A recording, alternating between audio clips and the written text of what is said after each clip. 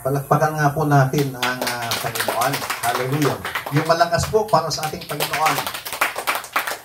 Tayo pong lahat, tayo muling tumayo bilang paggalang po natin sa salita po ng ating Panginoon. Muli po nating babasahin yung ating pong teksto sa umaga pong ito na matatagpuan po sa aklat ng awit or Psalm chapter 1 verses 1 up to 6. Babasahin ko po sa Magandang Balita Biblia. Mapalad ang tao na hindi lumalakad sa payo ng masama, ni tumatayo man sa daan ng mga makasalanan, at nauupo man sa upuan ng mga manglilibak. Kundi ang kanyang kasayahan ay nasa kautusan ng Panginoon. At sa kautusan niya, nagbubulay-bulay siya araw at gabi.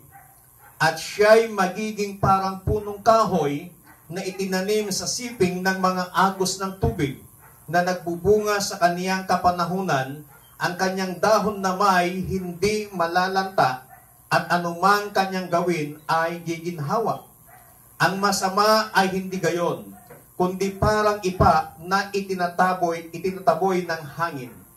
Kaya't ang masama ay hindi tatayo sa paghatol, ni ang mga makasalanan man sa kapisanan ng mga matuwid, sapagkat nalalaman ng Panginoon ang lakad ng mga matuwid, ngunit ang lakad ng masama ay mapapahamak. Pagpalain po ng Panginoon ang kanyang mga salita na atin pong nabasa. Maaari na po kayong umupo. Mula po sa talatang ito ay patuloy po nating talakayin yung ating pong pinag-uusapan na the blessed man. Noong mga nakaraan po ay tinalakay po natin about the behavior of the blessed man. Noong nakarang linggo, tinalakay din po natin yung the journey of the blessed man. At uulitin ko pong ipaliwanag sa inyo kung ano nga ang sinasabi ng Biblia kung sino itong blessed man na ito. Sino ba itong mapalad na taong ito? Blessed man in the Old Testament was a man that feared God, called the upright man or a perfect man, the just man. Sa Old Testament, kapag tinawag na blessed man, ito po yung tinatawag na upright. Ito po yung tinatawag na perfectong tao. Ito po yung tinatawag na matuwid na tao. At may mga tinawag yan ang Panginoon sa Old Testament na matuwid na tao.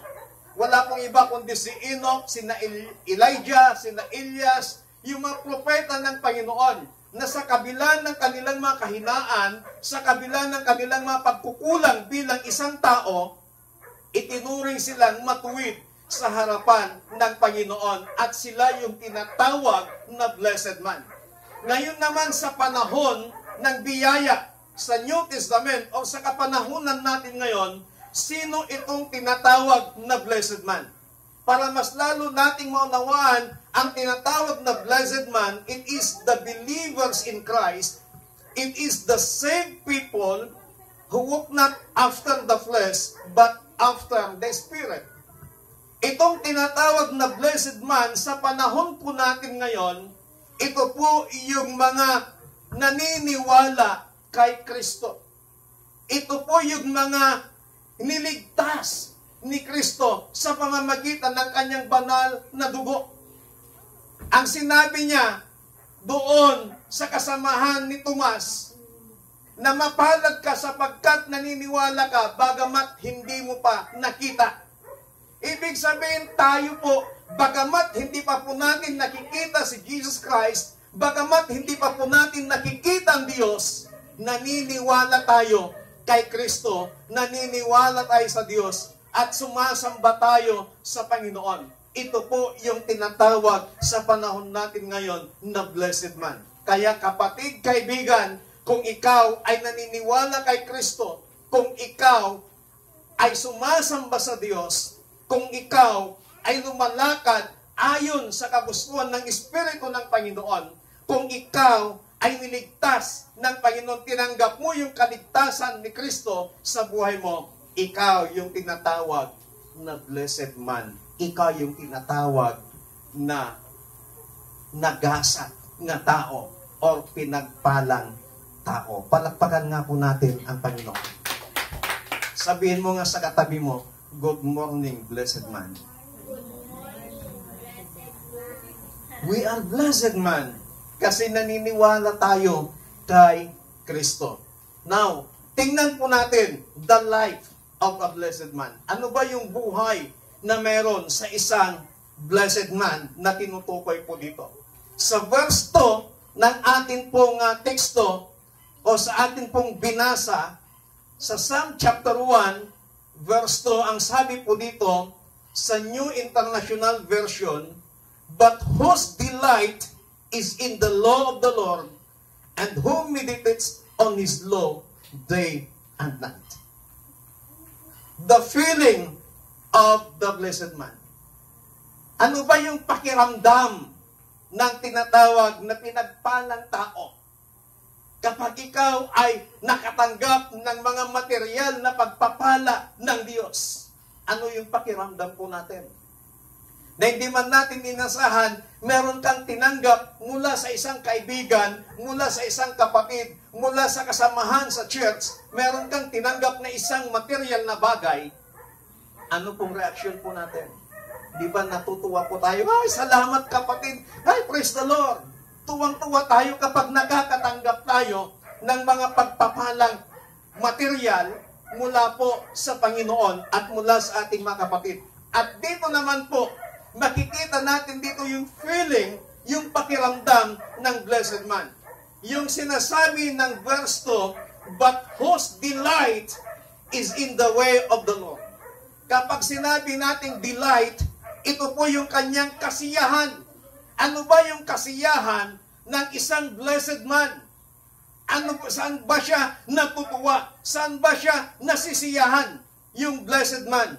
Ang tinutukoy po dito, the blessed man enjoy their lives to the work of God.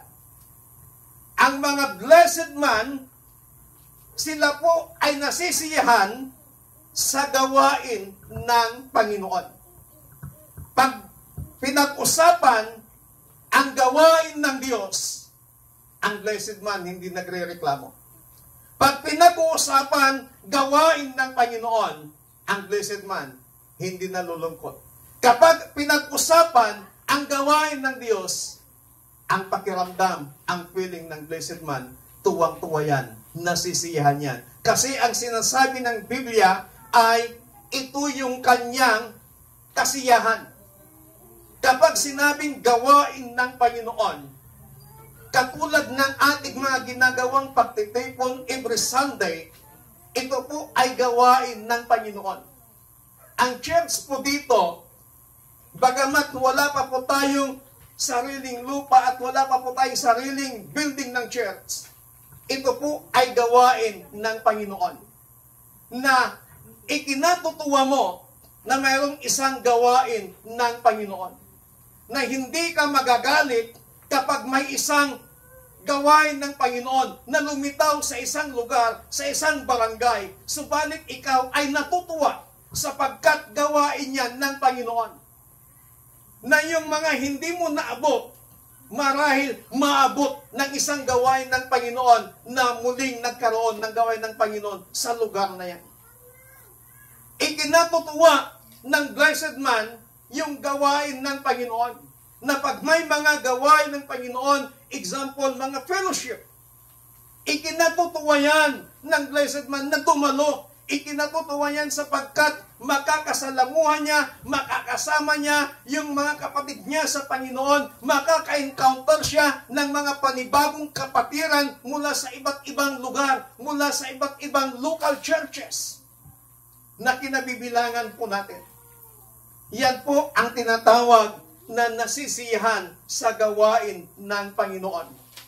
Kapag sinabi natin gawain ng Panginoon, kapag ikaw ay may mga inilagay kang miyembro ng worship team, ikaw po ay natutuwa, ikaw po ay nagagalak sa gawain po ng Panginoon.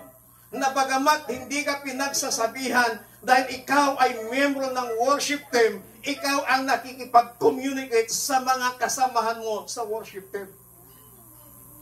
Kasi natutuwa ka sa gawain ng Panginoon. Natutuwa ka na ikaw ay belong sa isang ministry na ipinagkatiwala sa iyo ng Panginoon. Yung pagiging membro ng worship team, yan po ay ministry. Gawain po yan ng Panginoon. Ministry yan para sa Panginoon. Kapag sinabi nating ministry, may tatlong klaseng ministry ang Panginoon. Meron tayong tinatawag na ministry for the Lord. Lahat ng ating ginagawa ay para sa Panginoon. Yung pagpapagal po natin, yung paglilinis natin sa simbahan, yan po ay para sa Panginoon. Ginagawa mo yan para sa Panginoon. Yung pagbabahagi mo ng salita ng Panginoon, ministry yan para sa Diyos. Yung pag-evangelize mo, ministry yan para sa Panginoon. Kung ikaw ay may kaloob na ang magaling magpakain sa mga kapatiran, ministry yan sa Panginoon. Meron din po tayong tinatawag na ministry with God. Yung pagsasagawa ng mga crusade, pagsasagawa ng mga concert, ministry yan kasama ang Panginoon. At nakakalungkot po, mga kapatid, na minsan itong ministry for God and ministry with God, nagagawa po natin, pero itong isang ministry, nakakaligtaan po natin gawin. Ano po yun? Ito yung tinatawag nating ministry unto God. Ano pa ba itong ministry unto God? Ito po yung Holy of Holies na ministry. Ito po yung highest calling na ministry. Ano po yun? Yung pakikipag-usap sa Panginoon. Dahil pagod ka sa ministry for God, pagod yung physical, pagod yung kaisipan sa ministry with God, minsan nakakalimutan mo nang gawin yung ministry unto God. Yung ikaw naman yung nagmi-ministry sa Panginoon na ikaw ay nakikipag-usap sa Panginoon sa pamamagitan ng pananalangin. Kaya kung gagawin po natin ang ministry for God, gagawin po natin ang ministry with God, mas lalong gagawin po natin ang ministry unto God, itong pakikipag-usap natin sa Panginoon. Bakit tayo kailangan makipag-usap sa Panginoon? Para humingi tayo ng guidance sa Kanya. Para humingi tayo ng direksyon sa Kanya. Kung ano yung dapat nating gawin sa ministry na ginagawa po natin. Para hindi tayo magpagod, para hindi mapagod yung ating kaisipan, para hindi tayo maubusan ng lakas, para hindi tayo ma-stress sa kaiisip kung anong mga dapat nating gawin na mga strategy para sa ministry ng Panginoon na pinagkatiwanan niya sa atin. Then, talk to God. Ask the Lord, what is His direction? Panginoon, ano bang direction mo sa ministry ito? Panginoon, ano bang kalooban mo sa ministry ito? Natutuwa ka na gawin yung mga ministry na ipinagkatiwala sa iyo ng Panginoon. Palakpakan natin ang Diyos. Yung ikaw ay binigyan ng assignment, binigyan ng task.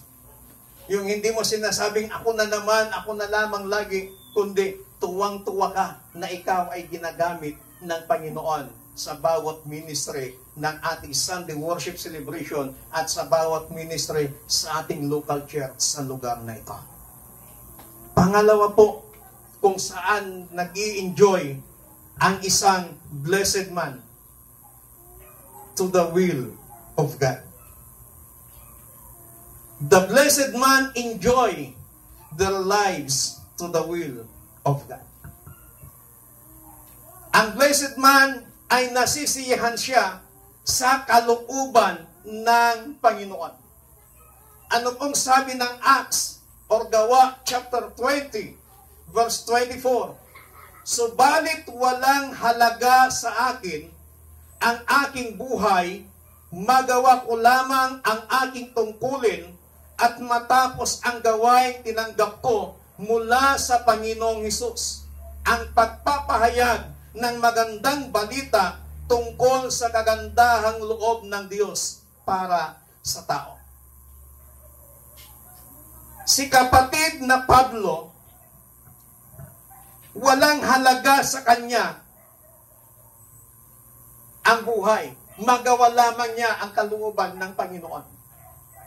Ang ibig sabihin na tinutukoy dito ni kapatid na Pablo na ang pinakamahalaga sa kanyang buhay bilang tinawag ng Diyos, bilang tinawag na blessed man, ang napakahalaga sa kanya ay ang magawa niya yung kalooban ng Panginoon. Sapagkat alam ni Pablo na kapag hindi niya ginawa, kapag hindi niya sinunod kung ano yung kalooban ng Panginoon, lahat ng kanyang gagawin, magpifail. Lahat ng kanyang gagawin, hindi magtatagumpay. Kaya gusto ni Brother Pablo ng kanyang mga ginagawa ay ang kalooban ng Panginoon. Sometimes sa buhay po natin, ang dami ho nating pangarap, ang dami ho nating mga plano sa ating mga buhay, ang dami nating gustong gawin. At kapag hindi nagtatagumpay, minsan sinisisi natin ang Panginoon. Minsan nagtatanong tayo sa Panginoon, ginagawa naman natin to para sa Diyos. Pero ang tanong, is it the will of God? Kalooban ba ng Panginoon? Kaya kapatid, sa umagang ito, as a blessed man, kinakailangang ikinatutuwa mo sa buhay mo yung kalooban ng Panginoon. May mga pagkakataon na sa umpisa, yung kalooban ng Diyos napakasakit. Pero habang tumatagal, maiintindihan mo, ito pala yung kalooban ng Diyos. Pasasalamatan mo pa ang Panginoon. Amen? Amen. Naranasan ho ba natin na ang dami nating tanong sa Panginoon na bakit nangyayari sa ngayon yung mga sitwasyon po natin? Pero at the end, biglang ng ibang ihip ng Panginoon, ihip ng hangin. Maintindihan, kaya pala hindi kami natuloy. Kung natuloy kami, baka kami yung nadisgrasya dyan sa lugar na yan. Salamat Panginoon, hinadlangan mo kami. Nangyayari yun, di ba? Naranasan ho natin yun.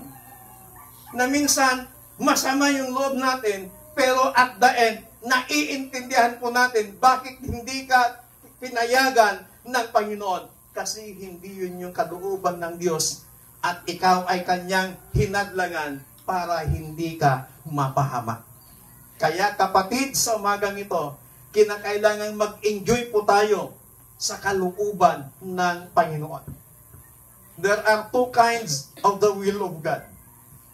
Lagi kong sinasabi po ito, yung dalawang kalooban ng Panginoon. Meron po tayong tinatawag na permissive will.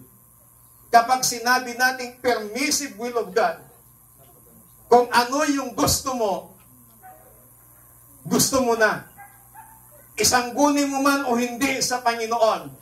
Dahil gusto mo, ipipilit mo yan sa Panginoon. Kahit ayaw ng Panginoon, na kahit hindi yun yung kalooban ng Panginoon, ipipilit mo sa Diyos. Kaya parang pinipuwersa mo ang Panginoon. Ngayon dahil ipinipilit mo, sasabihin ng Diyos, sige, total, mapilit ka naman. Sige, bahala ka yan. Papayagan ng Diyos na mangyari. But at the end, masasaktan ka. At the end, malulungkot ka. At the end, makakaranas ka ng mga failure kapag ipinilit mo yung permissive will of God. Pangalawang kalooban ng Panginoon, ito yung tinatawag nating divine will or perfect will of God. Kapag sinabi nating divine will, sa ayaw at sa gusto mo, kung kalooban ng Panginoon, mangyayari at mangyayari sa buhay mo. Kahit na iniiwasan mo, dahil kalooban ng Panginoon, it will happen to you. At kapag hinayaan mo na mangyari yung kalooban ng Panginoon sa buhay mo, it will end up with joy. It will end up with victory. It will end up with prosperity. Pagpapalain ka ng Panginoon kapag hinayaan mo na yung kalooban niya ang masunod sa buhay mo. Kaya sa buhay po natin bilang isang mananampalataya, bilang tinawag ng Panginoon na blessed man, kinakailangan yung kalooban ng Panginoon yung ating i-enjoy sa buhay po natin. Palakpakan natin ang Panginoon. Pangatlo, the blessed man enjoy their lives to the word of God. Ang blessed man ay nasisiyahan sa kanyang buhay sa pamamagitan ng salita ng Panginoon. Nasisiyahan ba tayo sa salita ng Diyos? Amen. Ang sabi po ng awit or Psalm chapter 1 verse 2, kundi ang kanyang kasiyahan ay nasa kautusan ng Panginoon at sa kautusan niya nagbubulay-bulay siya araw at gabi. Ang blessed man, nasisiyahan siya sa salita ng Panginoon. Kung meron mang dapat mong pahalagahan sa buhay mo, it is the Word of God.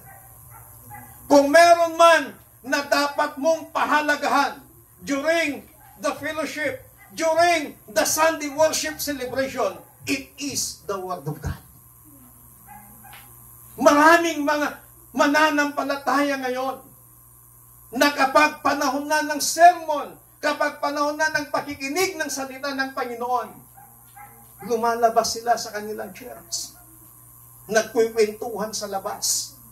Parang hindi mahalaga sa kanila yung Word of God. Parang ang importante lamang sa kanila ay yung praise and worship. Parang ang importante lamang sa kanila yung pagtutugtog. Pero pagdating ng preaching, pagdating ng Word of God, nawawalan na sila ng gana, lumalabas na, umaalis na.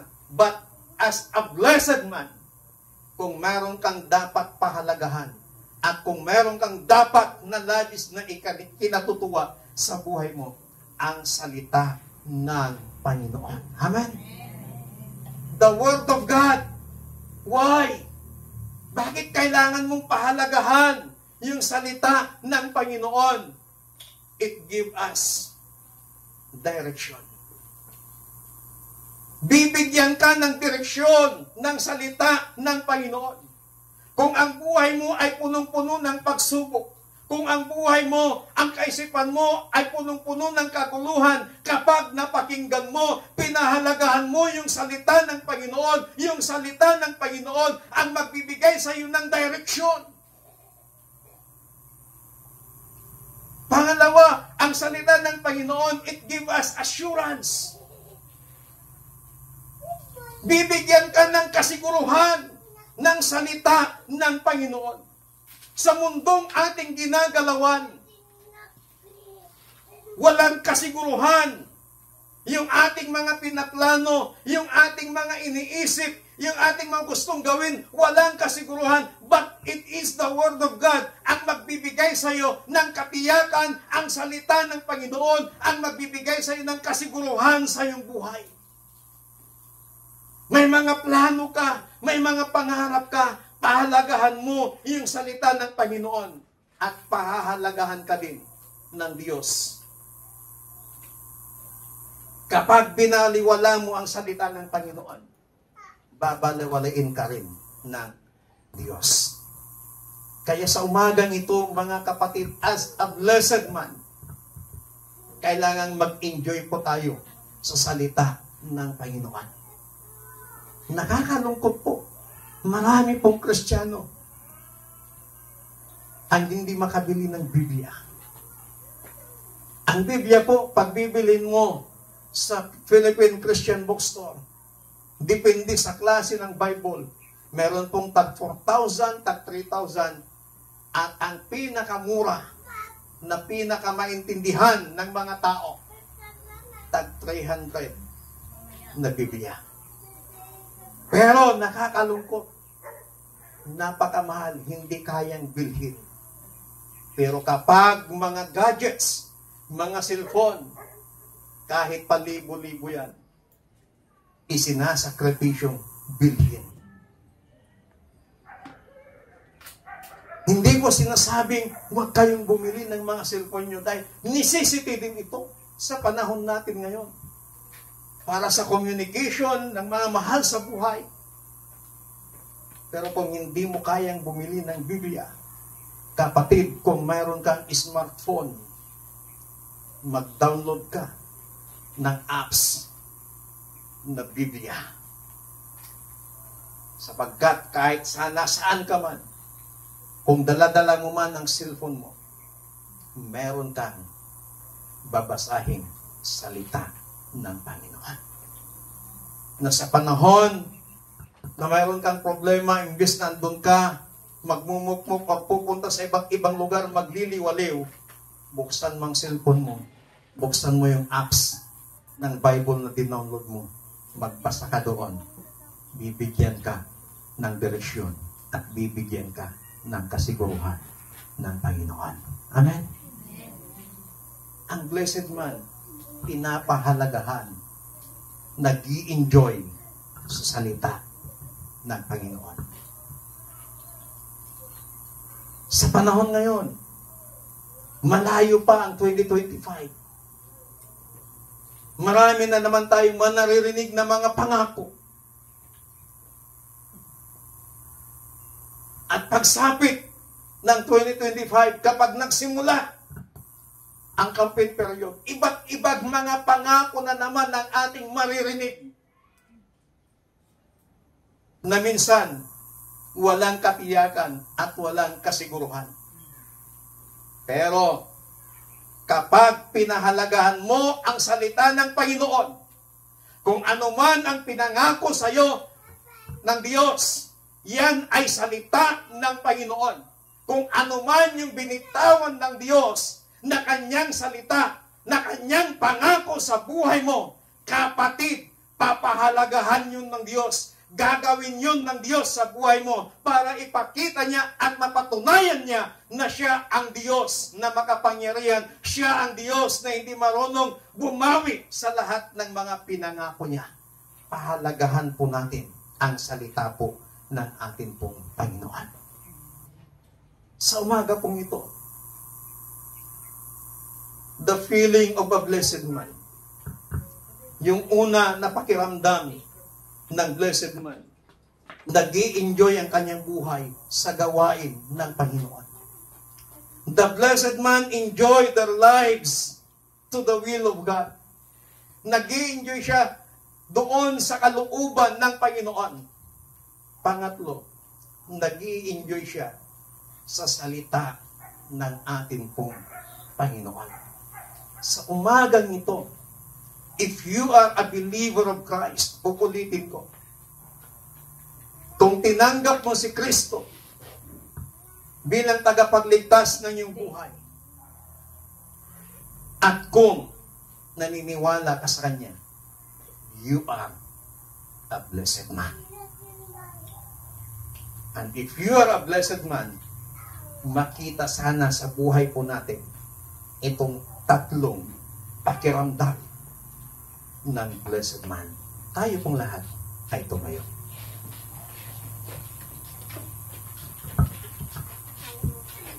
Sana kapatid, maging proud ka sa buhay mo that you are a blessed man. Maging proud ka na sasabihin mo, thank you Lord, I am a blessed man. Dahil ikaw ay believer ni Kristo. And as a blessed man, may mga pangako, may mga salita ng Panginoon na dapat pahalagahan mo. Dapat unahin mo.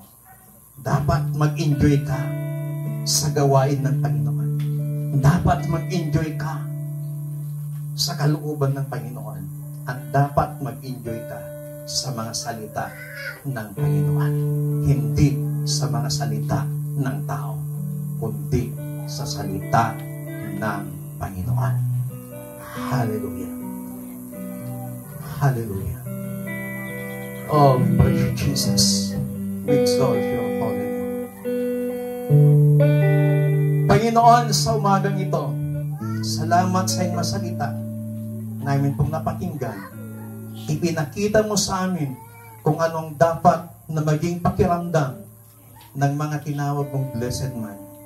Help us, O God, through the power of your Holy Spirit, to enjoy our lives to your ministry. Na anumang ministry na ipinagkaloob mo sa amin, Panginoon, ilagay mo sa aming mga puso ang kagalakan na gawin ang lahat para sa kaluwalhatian ng iyong dakilang pangalan. Tulungan mo din kami, Panginoon, na mag-enjoy kami, na sundin kung anuman ang kalooban mo sa aming mga buhay. At higit sa lahat, tulungan mo kami na mag-enjoy sa inyong mga salita. Turuan mo kami, Holy Spirit, na pahalagahan ang inyong mga salita sa aming mga buhay. Na panghawakan ang iyong mga salita. Panghawakan ang iyong mga pangako. Panginoong Hesus, salamat. Salamat sa salita ng Panginoon na inyo pong ipinarinig, ibinahagi sa aming kalagitnaan sa oras na ito. And help us, O God, that this feeling of the blessed man, ay magkaroon kami ng enjoyment sa iyong presensya, sa iyong gawain, sa iyong kalooban, at sa iyong masalita. Salamat po ng marami. In Jesus Christ, mighty name we pray. Amen. Palakpakan po natin ang Panginoon. Hallelujah. Maaaring mo tayong umupo at ibinabalik ko po ang mikropono sa ating pong MC.